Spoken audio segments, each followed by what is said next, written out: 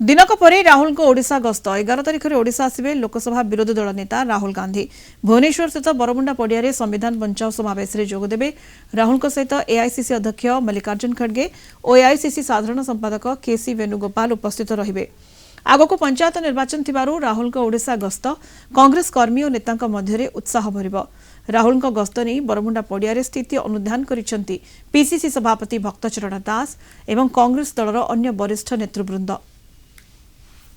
Akhil Bharatiya Congress committee सभापति श्रीजुक्त खड़गे जी, लोकसभा प्रतिपक्ष नेता श्रीजुक्त राहुल गांधी जी, सांसद श्रीजुक्त वेणुगोपाल जी 11 तारीख बरमुंडा पड़िया भुवनेश्वर एवं विशेषकर संविधान बंचाओ जो डाकरा देते राहुल जी कन्याकुमारी काश्मीर पर्यंत 4000 किलोमीटर जन पदयात्रा करते सामाजिक न्याय कथा कहते जेनटा कि आज राज्य में 20% SC ST को रिजर्वेशन दिया जाउछे। तो राज्य रे एवं देश रे जेते जनसंख्या जाति भित्तिक होचे से हिसाब रे रिजर्वेशन मिलु बोली करी तांकर दाबी। राज्य रे आईन श्रृंखला जेंटा विपर्यस्त होइछे एवं लोअर सुक्तेल रो पानी आज पर्यंत नहीं लागबार ता पई कहमु एवं हमर मेडिकल कॉलेज रे डॉक्टर नैन ए सबु जेते इशू अच्छे राहुल जी को कहमु।